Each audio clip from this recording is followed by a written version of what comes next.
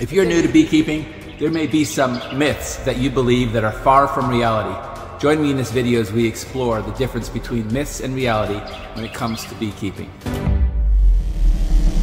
You can just set up your hive and you're going to lose your bees. It's only going to be a matter of time. You're not going to get any honey your first year and maybe not even your second year. They don't have enough resources of food. They're going to die.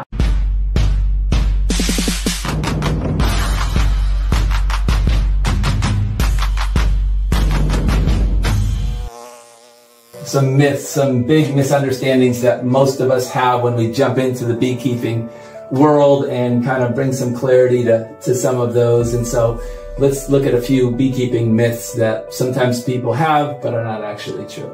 The first myth is, I can just set up my hive and forget it until I want honey. That is not true. You cannot do that. Now, you can just set up your hive and you can do this, but you're going to lose your bees. It's only going to be a matter of time. Beekeeping requires effort and time. You're going to have to invest some time into tending your hives. If you just leave them out there to sit, it will only be a matter of time until your hive will die, swarm, or abscond, which abscond means just abandon the hive completely. So you're going to have to invest some time and some effort into it. Now, it's not the same kind of effort as if you were raising chickens, had to tend to them every single day, and get the eggs out every single day. Like, you don't have to tend to your hive every day. I'm going to tell you in a few minutes how often you have to inspect your hive and all of that. But there is some effort in beekeeping. And so if you need to know this right up front. Like, you can't just set up your hive and then just think that it's going to go by itself. If you want to be successful, what you're doing today is the number one thing that you need, and that is to educate yourself. Educate yourself. And you can continue to educate yourself. I'm going to share some resources in a little bit. The second myth is that beekeeping is just a cheap hobby. It's actually not that cheap. I'm going to tell you exactly what it costs to get started in beekeeping. Like anything today, it costs money to get involved in beekeeping, unfortunately. It can be an expensive hobby.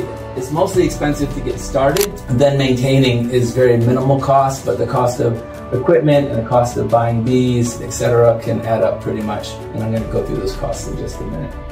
Myth number 3 is, I'm going to get lots of honey.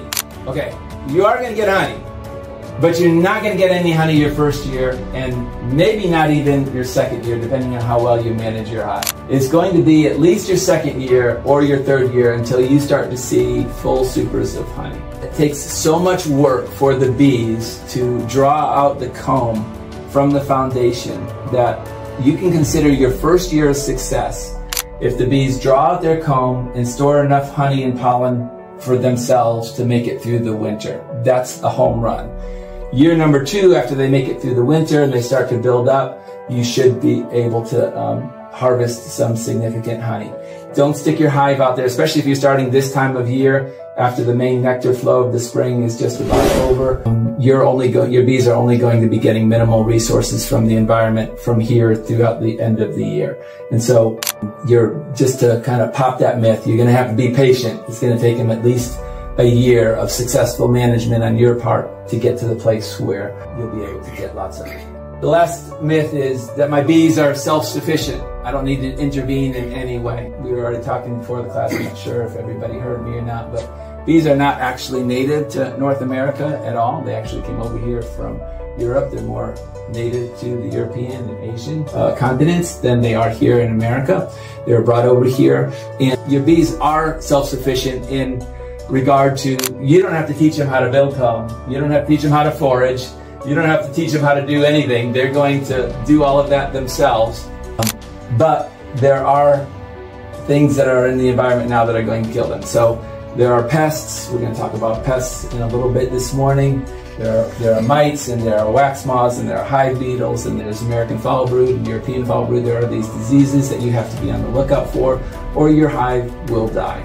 Mites are the biggest issue today, and so we're going to spend the most time at the end of our time this morning talking about mites.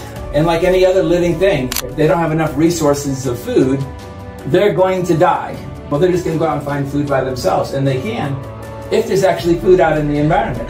But if there's no food in the environment, then just like if you're trying to scavenge for food in the middle of December in Alaska, you're going to be struggling, But if you're trying to find something in summer, you'll probably be able to do okay. So it's no different for the bees. You're going to have to feed your bees for them to be healthy, and the healthier they are, the more prone they're going to be able to reproduce and build up, etc. It all works together. Let's talk about bee lingo.